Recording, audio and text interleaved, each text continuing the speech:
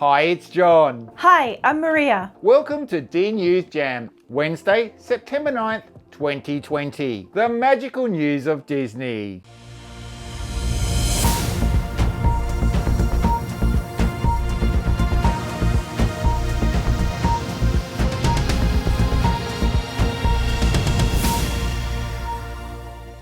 Welcome once again to your weekly happy place. If you're new here, please consider subscribing. We would really appreciate your support. If you like this week's show, please give us a big thumbs up and ring the bell so that you will be notified when we drop our show every Wednesday. On this week's show, breaking news, Disney announces Walt Disney World's holiday season starts November 6th. Also breaking, the first photos of Mandalorian Season 2 drop. Bryan Corrao is in Epcot with a ride on the Skyliner and a duck encounter. Maria is back with merchandise and fashion. And Disneyland is one step closer to opening. It's another jam-packed show, so let's get into it. The holiday season has been announced for Disney World on Disney Parks blog.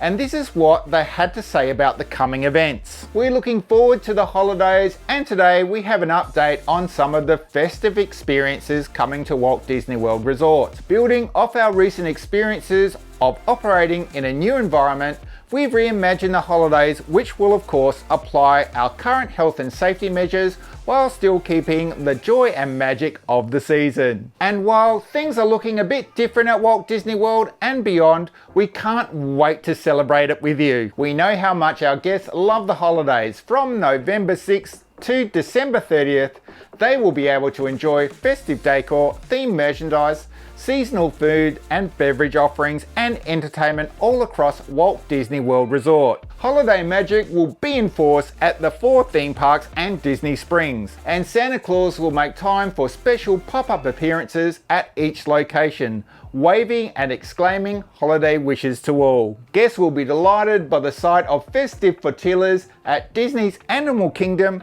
holiday promenades at Epcot and merry motorcades at Disney Hollywood Studios. Character cavalcades at Magic Kingdom Park will take on a special holiday twist, with Christmas friends on festive floats in their holiday finest. Gingerbread men, check. Elves and reindeer, check, check. And everyone's favourite, the toy soldiers, will join the Main Street Philharmonic as they march through the Magic Kingdom Park, bringing musical holiday cheer for all to hear. When night falls, special projection effects will give a festive look to Cinderella Castle this year, providing a colourful backdrop for our guest photos. The appearance of the iconic castle will be transformed with a rotating series of designs, including a whimsical Christmas sweater and a regal overlay of red, green and gold ornamentation. This will be in place of the Castle Dream lights. Other holiday experiences that draw big crowds will be on hiatus this year as well, such as Mickey's Very Merry Christmas Party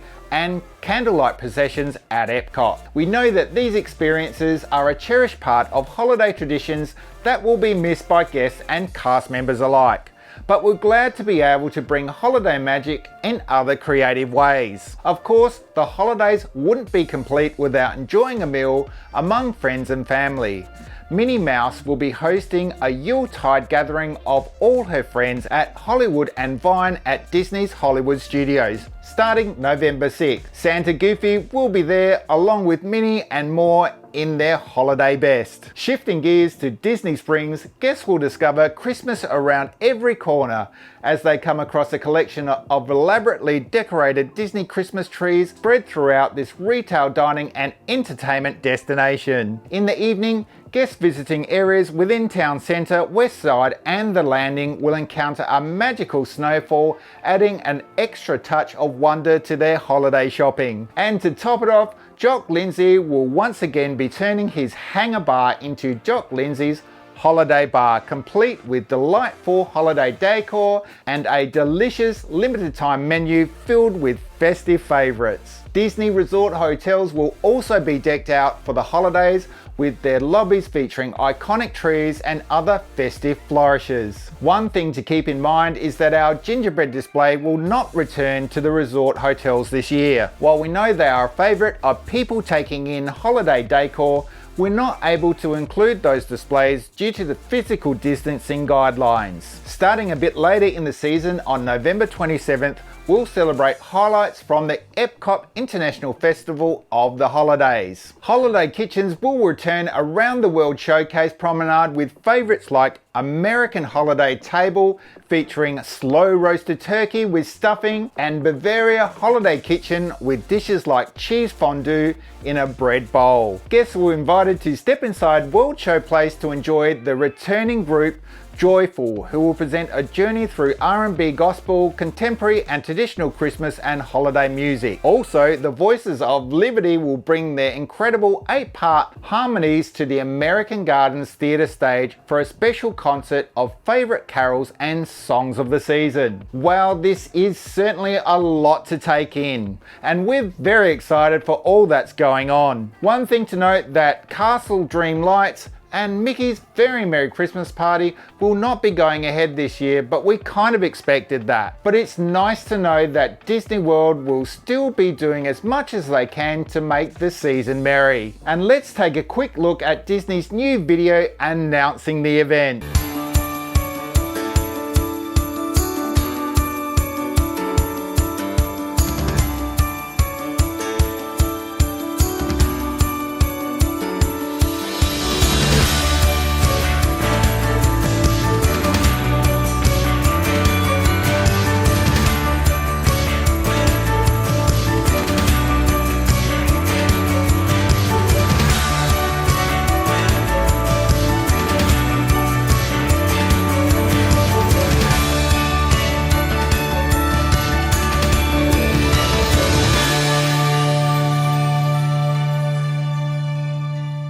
The second season of the live-action Star Wars series The Mandalorian will be arriving on Disney Plus in October. Fans are getting hungry for the first trailer for the new episodes, but in the meantime, a batch of first look photos have arrived, and executive producers Jon Favreau and Dave Filoni have teased some new details about what to expect from the new season of The Mandalorian. Entertainment Weekly's latest cover story focuses on The Mandalorian Season 2 first look photos. That includes 2 different cover photos, one featuring the Mando himself played by Pedro Pascal, and the other with the adorable little bounty known as the Child. But everyone seems to still be calling him Baby Yoda for the time being. And that's likely to change whenever we learn the creature's name, or at least the name of the rare alien species that the Child and Jedi Master Yoda come from. The second season was just recently announced to begin on October 30. And it sounds like it will expand the world and scope of the series in a variety of ways. Favreau says the new season is about introducing a larger story in the world. Meanwhile, Filoni elaborated a bit more. The stories become less isolated, yet each episode has its own flavour, and hopefully we're bringing a lot more scope to the show. Everything gets bigger, the stakes get higher, but also the personal story between the Child and the Mandalorian develops in a way I think people will enjoy. However, even though the show is called The Mandalorian, the stories won't always exclusively follow the bounty hunter whose real name is Din Djarin. Favreau compared the evolution of the series to another massively popular TV show. As we introduce other characters, there are opportunities to follow different storylines. The world was really captivated by Game of Thrones and how that evolved as the characters followed different storylines. That's very appealing to me as an audience member. Perhaps that means we'll see an episode that follows Cara Dune, Gina Carano, a former rebel shock trooper who was recruited to help Mando and ended up becoming a valuable ally. Though Carano couldn't give up anything specific about Cara Dune's part in the second season, she did note, "I have no question fans are going to like this season even more. Everything's in there. If you're a Star Wars fan, you're going to see things you've always wanted to see." The same could happen to Grief Karga, the bounty hunter guild chief played by Carl Weathers, a character who clearly knows how to survive by any means necessary, even if it means betraying one of the best bounty hunters in the galaxy. Weathers himself confirms as much by saying Kage is attempting to be a little more legitimate in his bounty hunting exploits, but he's also not sure there isn't something in the back of his mind that isn't more self-involved. Plus, let's not forget that Rosario Dawson is supposed to enter the fray as Ahsoka Tano, and she'll be joined by Temuera Morrison, who is said to be playing a bounty hunter Boba Fett after playing Jango Fett in the Star Wars prequel trilogy, and may also be reprising his role as one of the many versions of clone troopers from Star Wars Attack of the Clones and the Clone Wars animated series. Plus, Katie Sackhoff from Battlestar Galactica is playing another Clone Wars character in the form of Bo-Katan Kryze. The second season will begin with a premiere episode directed by Jon Favreau, his first time getting behind the camera as a director for the Star Wars series. Pedro Pascal says the story picks up pretty much immediately after the events of the first season, and Mando is going into a very dangerous territory. Pascal added, "He is very much a passenger to the experiences in unexpected ways, not knowing what's to come, not knowing how much or how best to protect the child. We don't know how far we'll go to do that, and we're finding new ways to push the envelope. A big part of the season will be Mando coming to terms with what he wants," Pascal says. This is not an easy question to answer. There will be plenty of time to figure it out, because this season will once again have 8 episodes, each with varying run times. Hopefully that means much more will be revealed about Baby Yoda. The character has become so beloved since his debut that the little creature was prominently featured on the show's crew gear, as revealed by Industrial Light Magic's Hal Hickel, one character from the first season who may help shed some light on the mysteries of the child is Moff Gideon, a galactic Empire officer who now roams the galaxy with his own army of stormtroopers, including some Death Troopers. Giancarlo Esposito plays the intimidating villain who made quite a debut in the first season final last year, and he's in hot pursuit of the child, but he has to go through Mando first. Even though there's no battle between the light and the dark side of the Force, that doesn't mean the Mandalorian won't be tempted by the villainous side of the Star Wars universe, Esposito teased. "I'll be going toe to toe with Mando. It's an iconic battle. I want to disarm him mentally as well. Who knows, maybe there's an opportunity to get him to fight some battles for me. You may think I'm a villain, but I'm trying to harness some energy and some powers for a path that could be best for all." You'll get to see him be somewhat diplomatic and more of a manipulator. Esposito also teased the presence of a larger vehicle that Moff Gideon is in command of, which means we could see the return of Star Destroyers or maybe a new ship altogether. But perhaps most interestingly, the actor says that Gideon will be spending some one-on-one time with the child. He better not hurt that kid, because it didn't work out so well for Jason Scheider when he punched Baby Yoda in the first season final as one of Gideon's stormtroopers. The Mandalorian returns to Disney Plus starting October 30th, 2020. Head over to Entertainment Weekly for a couple more photos from the second season and a little bit more about the series. A bit of rain this week in Epcot by the looks, but the ducks were loving it. Let's take a sneak peek at Bryan Corrao's vlog. Hey everybody, welcome back to another fun trip with me here at Disney. We're currently on the Skyliner, as you can see. We're on our way over to the Riviera. Going to do something today that I haven't done in quite a while. It's something I've never done at the Riviera. I'm skipping over from Epcot over to the Riviera to have some lunch at Primo Piano. I have already put in my order and everything. We're almost there. The Riviera is so beautiful. I really love the architecture. And I love the resort. I can't wait to walk around it today and just get some great views. We'll take you along. There's the rest of the Riviera. It is just so breathtakingly beautiful here. I really love this resort. I hope I can stay here one day. But you just can't beat these views. pools. This is the one with the big water slide there, but there are a lot of people there. So for their privacy, I am not going to show you a bunch. But this is the pool that has that big water slide right there, as you can see.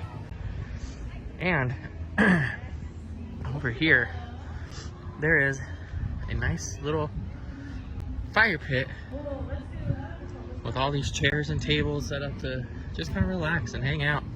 Guys, video doesn't really do these tiles justice, but they are just insanely amazing and beautiful. And the people that worked on these did an amazing job. Obviously this one's tangled. And like we just talked about, Peter Pan. You got Big Ben here with all the pixie dust. And it leads all the way up to the children and Peter flying. And then to Neverland. Here's the behind the scenes of Remy Ratatouille Adventure. Hey look, we're in Paris. Ladies and gentlemen, we are now arriving at Epcot.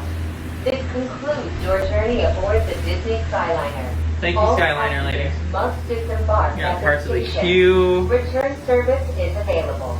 Thank you. We hope you enjoyed. Just come along, guys. magical flight Coming along.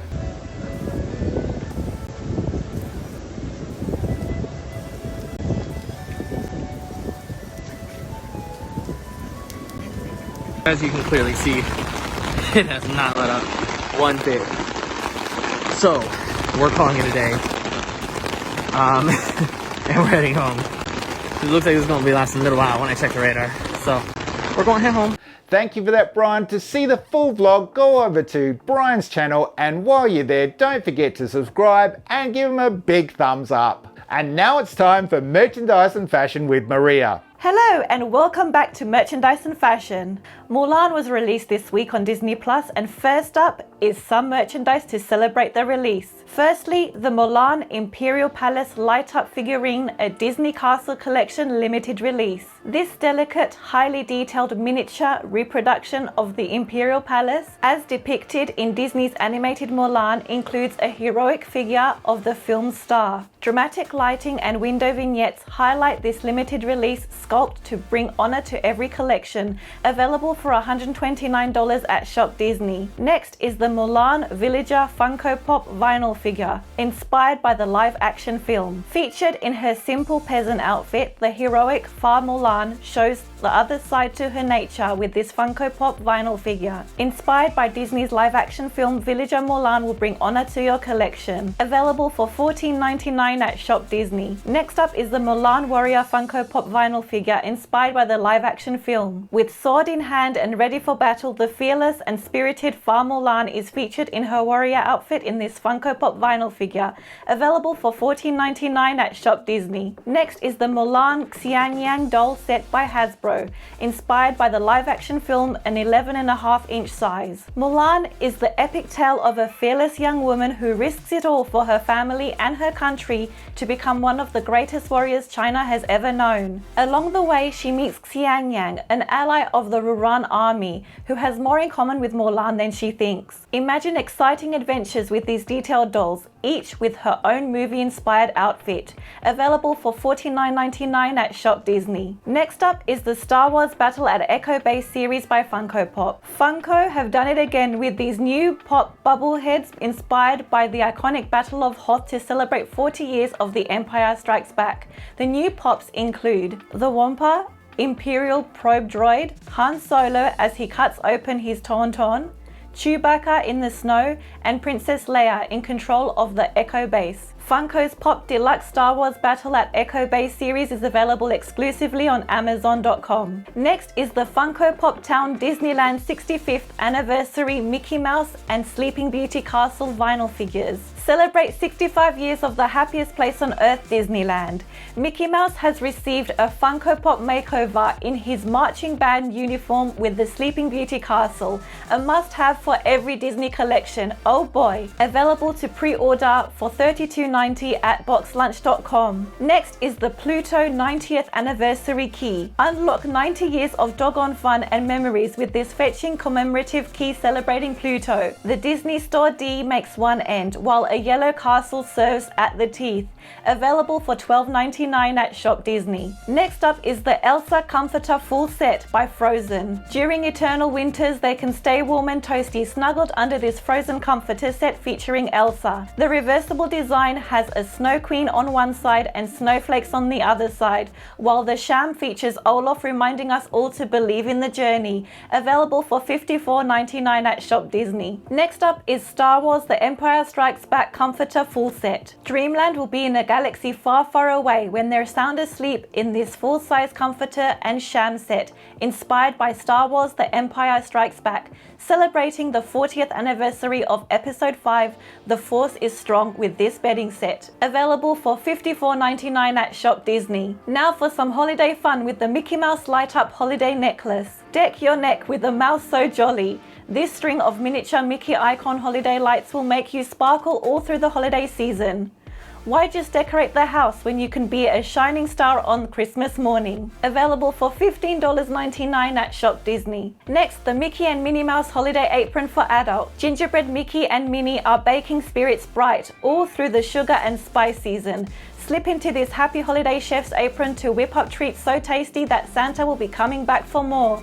Available for $22.99 at Shop Disney. And lastly for merchandise is the Mickey Mouse Light Up Holiday Beanie for Adults. Cap off your holiday celebration with Mickey's Merriest Knit Beanie.